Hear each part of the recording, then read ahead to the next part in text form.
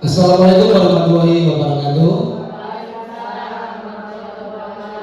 Ya, alhamdulillah alamin, bersyukur kita panjatkan kepada Allah Subhanahu wa taala dan selawat serta salam senantiasa tercurahkan kepada baginda Rasulullah Muhammad sallallahu alaihi wasallam beserta keluarga dan sahabatnya. Saya hormati Bapak Ibu guru SD Negeri 2 Keluararum dan Ibu Kepala Sekolah SD Negeri 2 Keluararum yang saya banggakan. Di sini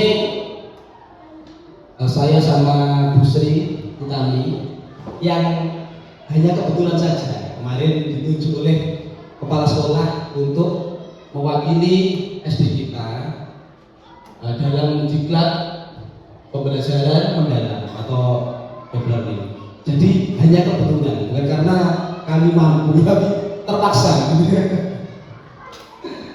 Jadi bisa saja sekarang kami nanti untuk berikutnya teman-teman yang lain begitu. Langsung saja kita buka acara pada pagi hari ini dengan bacaan basmalah. Bismillahirrahmanirrahim. Semoga acara pembebasan pembelajaran mendalam SD Negeri 2 Keluararum pagi ini berjalan dengan baik dan lancar, tidak ada kendala apapun. Agar teman-teman lebih semangat ya, mesti ya. Iya, mesti dulu sekarang untuk memimpin ice breakingnya. Monggo Bu Sri.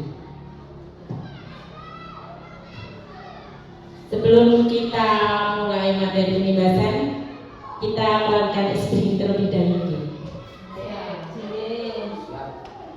Ibu-ibu bisa berdiri ya.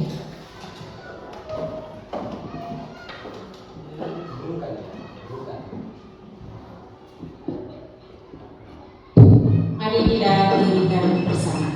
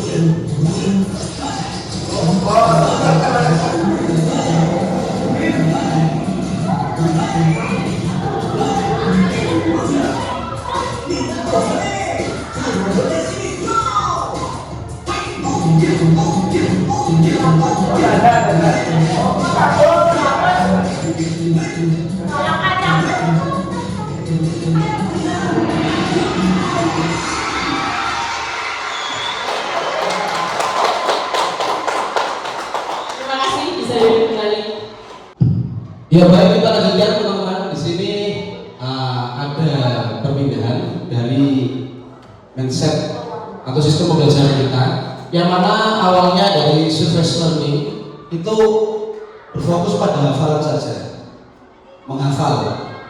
Kemudian kita berpindah ke deep learning atau pembelajaran mendalam. Nah, itu membutuhkan growth mindset atau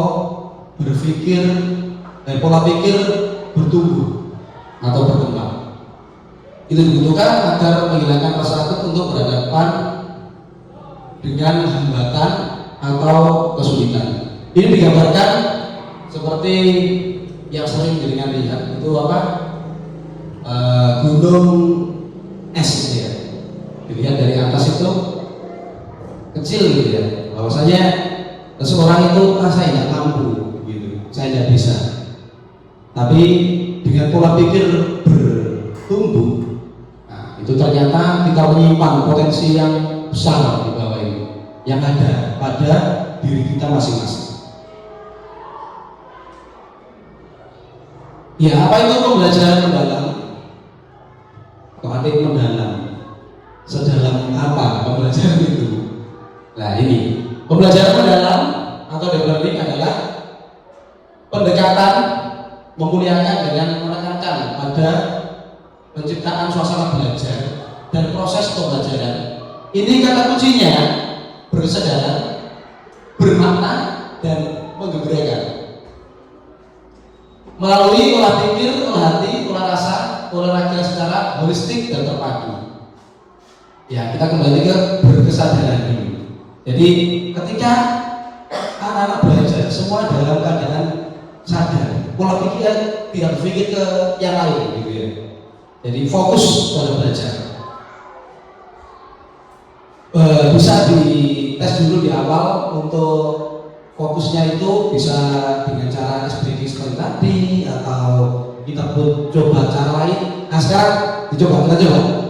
Kita ini hadir secara perlu apa tidak? Coba ibu-ibu guru di sini.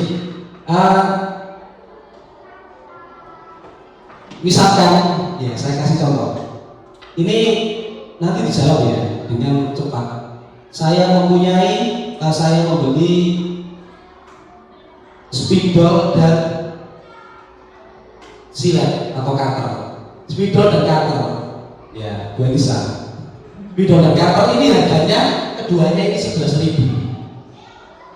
Selisih harga 10.000. Ya, lebih mahal spidol. Paham ya? Harga keduanya 11.000. Selisih harga 10.000 lebih mahal spidol. Berapa harga silet? 1.000. Jadi kan menjawab dengan cepat 1.000 pasti. Berarti masih kurang ya. Iya, sama belum bersadar. Harusnya jawabannya 500. Iya saya ya. Kalau ini harganya 10.000, iya. Yang ini berapa? 1.000 kan? Katanya tadi ini 1.000. Berarti ini berapa? 11. Keduanya 11. Maka jawabannya ini bukan 1.000 tapi 500. Kalau ini 1.000, ini 11.000. Kan selisihnya kan 10.000. Berarti jumlah keduanya adalah 12. Tapi jawabannya ini 500, yang ini 10.500. Selisihnya 10.000 kalau dijumlahkan 11.000. Itu satu contoh saja.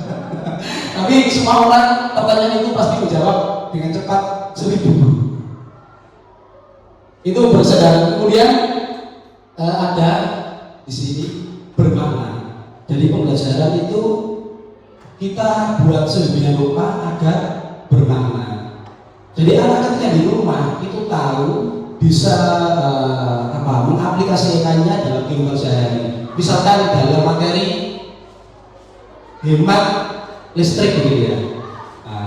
Menghemat listrik itu anak-anak sudah hafal bagaimana cara menghemat listrik. Matikan lampu di siang hari, menonton TV tidak larut malam, ya kan?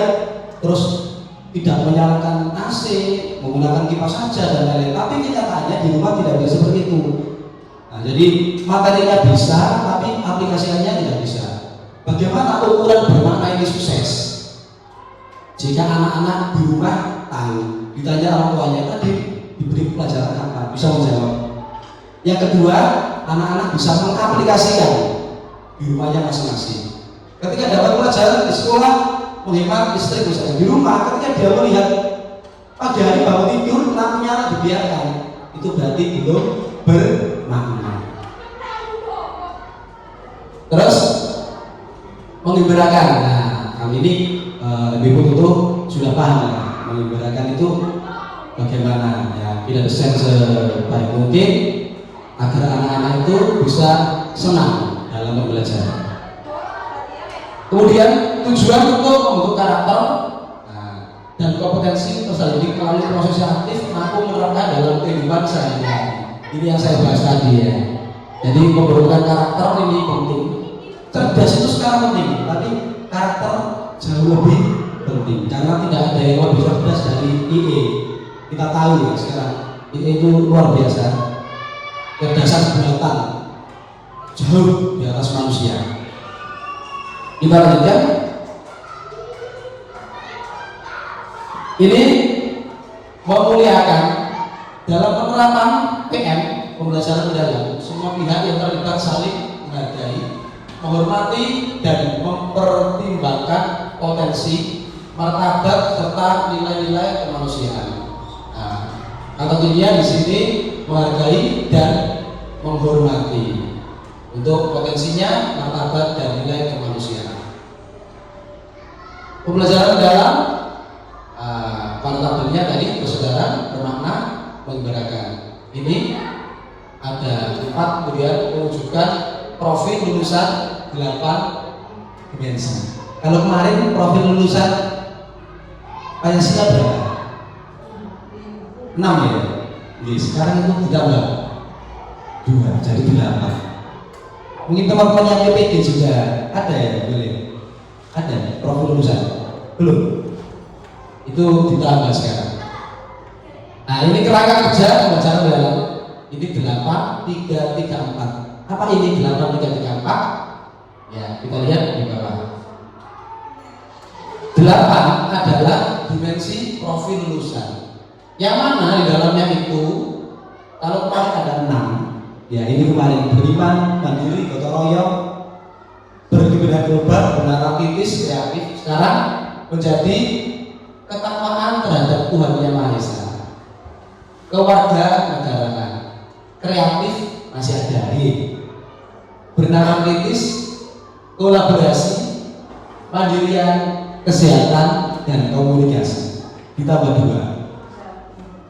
Iya, biasa menterinya kami. Terus kemudian yang 3 apa ini? Pengalaman belajar. Ketiga, yaitu memahami, mengaplikasi dan merefleksi.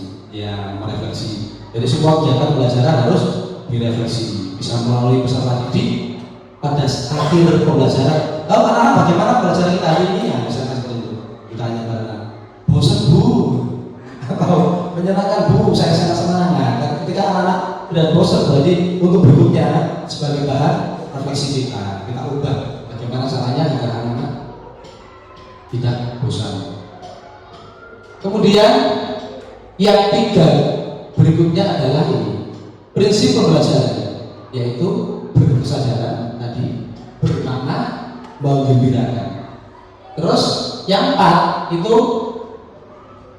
praktik pedagogis, kemitraan pembelajaran, lingkungan, kemudian pemanfaatan digital. Sudah paham teman-teman ini pedagogis ya? Kemudian pembelajaran, kemitraan, lingkungan, dan pemanfaatan digital yang sudah kita pakai sehari-hari. Bentar lagi TV besar datang ya, bantuannya Pak Prabowo di Lukas Teko. Iya. Sekarang 8 dimensi profil lulusan oleh Bu Sri tadi. Monggo Bu Sri.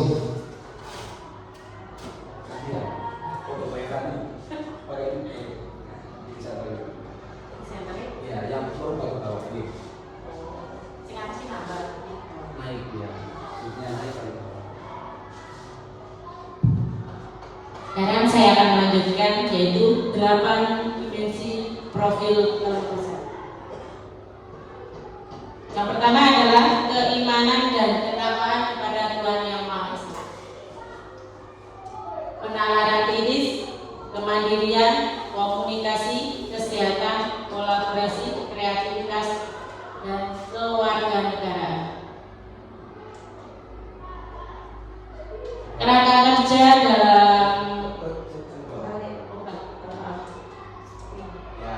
Prinsip pembelajaran mendalam yaitu berkesadaran. Berkesadaran di sini dimaksud adalah kenyamanan peserta didik dalam belajar, fokus, konsentrasi, dan perhatian kesadaran terhadap proses berpikir kesempatan peserta didik untuk menentukan pilihan dan memiliki alasan atas pilihannya, keterlibatan peserta didik dalam mengembangkan strategi pembelajaran, keterbukaan terhadap perspektif baru, keingintahuan terhadap pengetahuan dan pengalaman baru. Jadi siswa itu harus mempunyai berkesadaran yang tinggi. Bermakna adalah kontekstual atau relevan dengan kehidupan nyata keterlibatan peserta didik, berperan dalam pemecahan masalah isu terdekat di kehidupan nyata, keterkaitan dengan pengalaman sebelumnya, kebermanfaat pengalaman belajar untuk diterapkan dalam konteks baru, berkaitan dengan bidang ilmu lain, pembelajaran sepanjang hayat.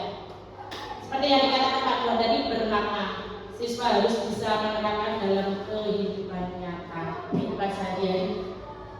Menggembirakan, lingkungan belajar yang interaktif, aktivitas pembelajaran yang menarik minat dan rasa ingin tahu, menginspirasi, tantangan yang memotivasi tercapainya keberhasilan belajar, momen, memberikan ruang untuk prakarsa, kreativitas sesuai dengan bakat, minat, dan perkembangan. Kayaknya semua guru sekarang sudah tahu bagaimana cara supaya pembelajaran itu menyenangkan.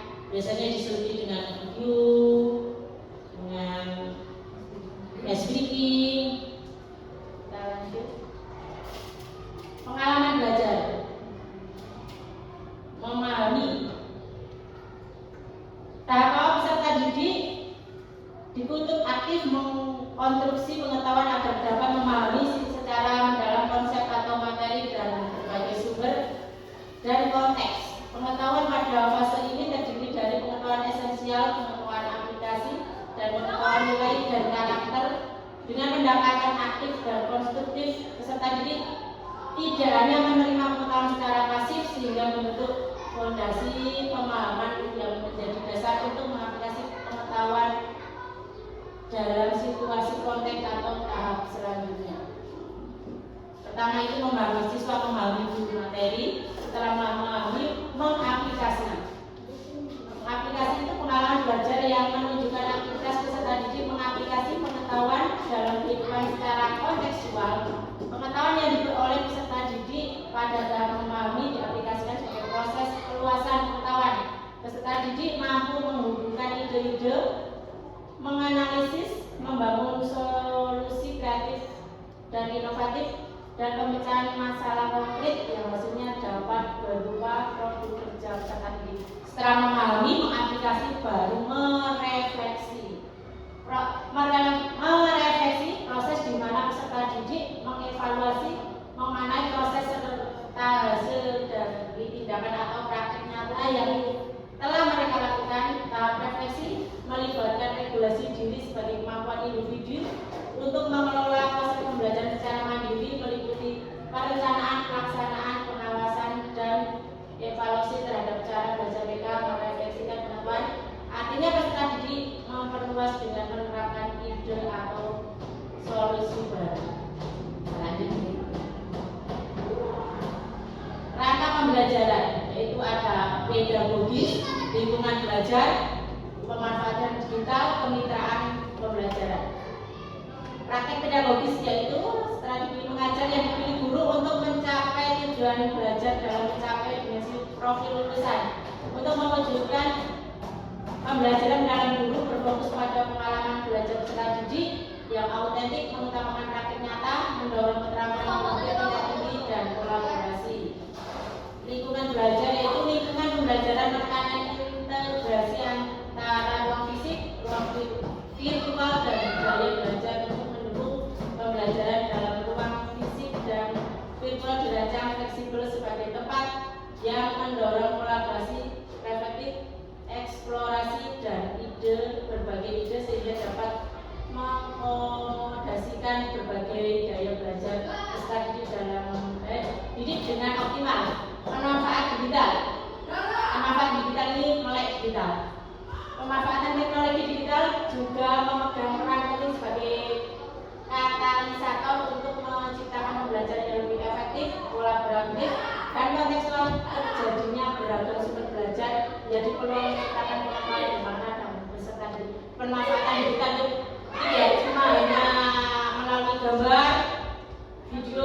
kita kan sudah banyak menggunakan apa namanya proyektor dan banyak sekali sekarang media-media yang bisa digunakan untuk media belajar. Kemitraan pembelajaran membentuk hubungan yang dinamis guru peserta didik, orang tua, komunitas dan mitra profesional. Pendekatan ini memindahkan kontrol pembelajaran dari guru saja menjadi kolaborasi bersama. Di sini dalam pembelajaran itu tidak cuma guru menjelaskan, tapi siswa diharapkan lebih aktif untuk memecahkan masalah bersama.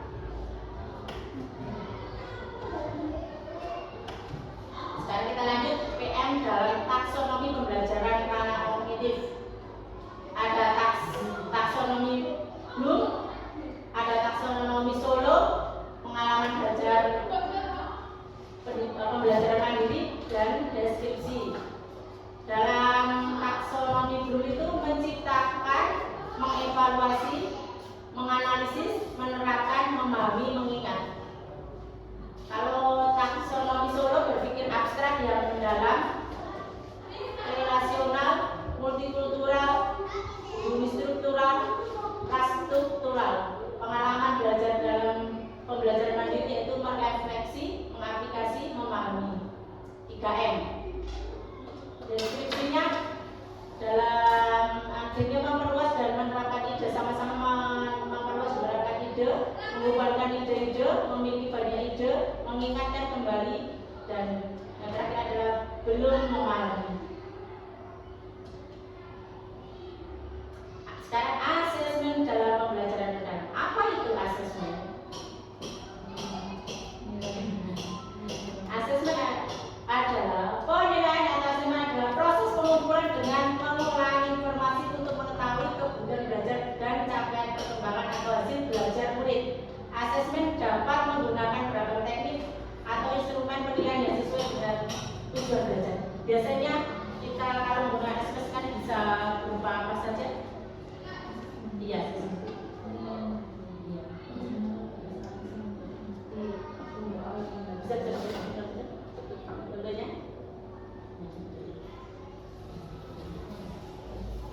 Yang satu.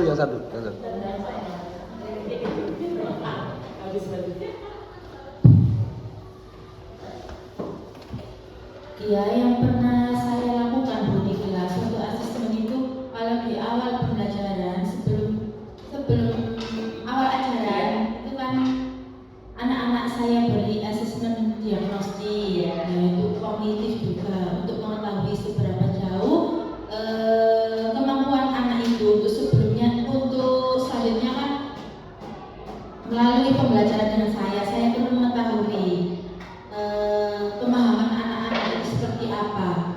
Jadi saya melakukan asesmen diagnostik. Ya. Seperti yang dikatakan Bu Nur, ya sebelum mungkin ada ajaran baru kita pasti melakukan asesmen diagnostik untuk mengetahui seberapa sih siswa itu kemampuan siswa untuk menentukan langkah selanjutnya. Ya, kebutuhan belajar siswa. Seperti di sini, untuk mengetahui kebutuhan belajar dan capaian perkembangan atau hasil belajar, asesmen dapat menggunakan beragam teknik seperti yang disebutkan dulu tadi diagnostik ya. Ya. Sekarang prinsip atau asesmen. Ya, prinsip asesmen. Prinsip asesmen itu ada 3: berkeadilan, objektif, dan edukatif. Berkeadilan di sini dimaksud adalah pendidik melakukan penilaian yang tidak bias oleh latar belakang, identitas atau kebutuhan khusus peserta didik. Yang objektif adalah penilaian yang didasarkan pada informasi faktual atas pencapaian perkembangan atau hasil belajar peserta didik. Dan edukatif yaitu penilaian yang hasilnya digunakan sebagai umpan balik bagi peserta didik dan orang tua untuk meningkatkan proses pembelajaran dan hasil belajar.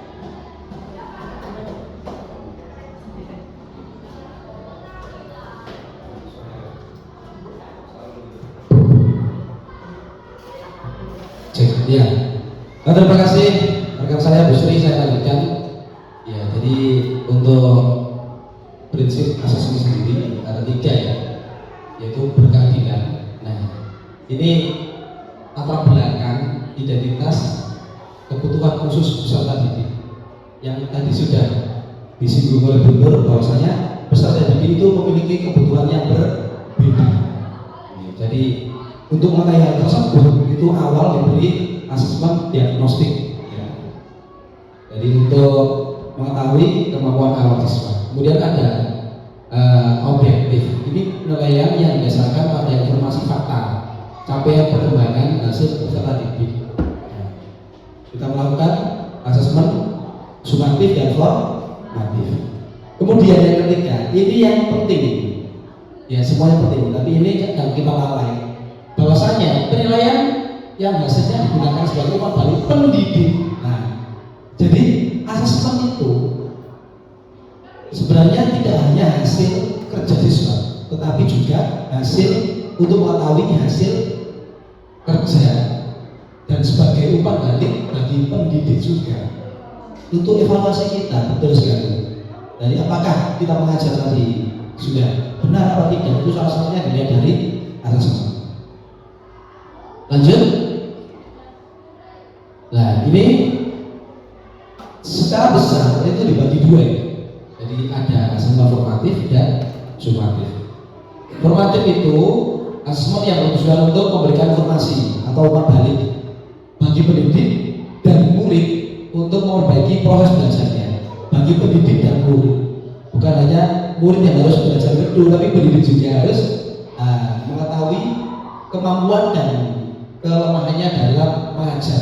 Sehingga asesmen formatif adalah satu hal yang tepat untuk mengukur, untuk meredaksi, untuk mengevaluasi kinerja pendidik juga.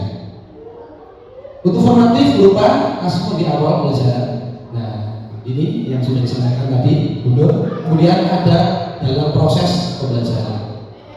Ketika proses pembelajaran itu pertanyaan-pertanyaan, ya jangan terlalu pas proses, ya. Ayo karena setelah kita mengajar, siapa yang berani presentasi atau ada yang tahu? Nah, begitu. Ada yang tahu contohnya, misalkan begini. Ketika kita mengajarkan apa ya? Gaya misalkan gaya dorong. Ada yang tahu bagaimana contoh gaya dorong? Nah, itu salah satu asesmen formatif juga. Jadi tidak harus diberi soal mengerjakan baru dilihat, tapi dalam proses pembelajaran di sini juga masuk sebagai asesmen. Terkadang anak ketika proses belajar aktif, pintar ya, pas ujiannya blank juga ada. Ya, ternyata ada masalah. Dan kita tidak fair kalau memberikan itu nilai hanya pas ujian akhir saja. Tapi sehari-hari juga kita lihat. Nah, bisa saja, mohon maaf, ketika murid kita ambil contoh Riko ya, itu ketika ujian nilainya bagus, baik 95 gitu. Tapi kalau kita tidak mengaji pada sehari-hari, terpaku dengan hasil 95 tadi, kan gak fair juga. Seperti itu yang setiap harinya ya seperti itulah ya, mendapatkan nilai 95 berarti gak fair, ada sesuatu di situ. Makanya untuk asesmen formatif tetap kita gunakan sebagai acuan nilai. Kemudian sumatif. Ini dilakukan untuk memastikan capaian tujuan belajar. Nah, biasanya digunakan untuk kenaikan kelas, ya, atau kelulusan, ujian semester dan lain-lain. Itu menggunakan asesmen sumatif. Jadi dulu pernah saya ingat dibagi 3 asesmen itu. Asesmen diagnostik, formatif, dan sumatif. Kalau sekarang kembali lagi, ini asesmen formatif yang mencakup 2 tadi, di awal sama dalam proses. Ini tabelnya. Nah, jadi di sini asesmen dibagi 2, formatif dan sumatif. Yang formatif bagi 2 lagi, di awal, ya, contohnya jurnal pengaji, asesmen ini. Nah, terus kemudian, ini di proses ya, pas prosesnya. Kemudian untuk perbaikan pembelajaran. Nah, contoh pada konsep kembali dan lain-lain. Kemudian sumatif ini untuk mengukur, ya, untuk mengukur pada akhir pembelajaran. Dan itu boleh kita selesai. Dari kemarin misalkan kita sumatif tengah semester ya, boleh anak BDI tanpa menggunakan ngeprint soal pokok itu boleh sebenarnya. Tapi kan ya gak pantas. Pantasnya kalau ya belum buku itu biasa. Nah, ini contoh teknis asesmen. Jadi ada observasi dilakukan dengan cara mengamati langsung peserta didiknya sehari. Tentu jadinya sudah paham sehari bagaimana kinerja ini untuk menilai kemampuan siswa, melakukan tugas. Kemudian penilaian diri, bisa menggunakan rubrik ya. Kemudian ada proyek, ada tes tulis, penilaian antar teman juga boleh dilakukan. Penilaian antar teman. Jadi ini ya sepertinya kita belum pernah ya. Jadi bisa teman dipanggil anak-anak belajar satu. Siapa anak yang kamu, teman-teman yang kamu sukai di kelas ini? Yang paling kamu sukai siapa? Yang biasa saja siapa? Nah, jangan yang tidak disukai saja. Nanti kalau anak yang tidak disukai tidak itu bisa menimbulkan masalah. Yang biasa saja siapa? Yang paling juga siapa? Nah, itu nanti akan muncul. Oh, ternyata yang paling disukai itu sering ngasih jajan, sering nyontohi, bisa saja. Ini penilaian teman-teman. Terus bisa dulu peserta didik juga ini ya. Terus ada tes lisan, pemahaman guru secara langsung melalui komunikasi verbal antar guru dengan siswa pada waktu proses pembelajaran langsung. Ada penugasan, ada tugas individu atau kelompok, kemudian portofolio. Itu setelah tugas tulis dilaksanakan, anak-anak mengumpulkan hasil kerjanya. Ini contoh pembaliknya, ada memberikan apresiasi atau pujian atas usaha yang dilakukan. Boleh. Ya terima kasih. Nah, tepuk tangan dan lain-lain. Kemudian memberikan saran. Berikan saran untuk mengembangkan. Sebenarnya tadi itu loh, kamu sudah bagus, tapi sebaiknya, ini masuk di sini saran. Sebaiknya nulisnya itu dikasih spasi, misalkan kalau anak kelas 1 2 ya, nulisnya kurang bagus sedikit. Itu untuk caranya. Terus memberikan perhatian, berikan komentar kurang lengkap atau apa gitu ya. Terus berikan nilai atas komentar tersebut, lalu diklarifikasi, ajukan pertanyaan klarifikasi. Ya, terima kasih teman-teman. Tak terasa waktu kita ini hampir 2 jam ya, 1 jam setengah lebih. Jadi kita sudahi sampai di sini, ya. Semoga apa yang kita bahas, semoga pembahasan pada hari ini sedikit saja ada ilmu yang dapat kita ambil dan kita terapkan dalam kehidupan sehari-hari. Marilah kita tutup acara ini dengan bacaan alhamdulillah. Alhamdulillahirobbilalamin. Dari saya dan Bu Sri, kurang lebihnya mohon maaf. Saya akhiri. Assalamualaikum warahmatullahi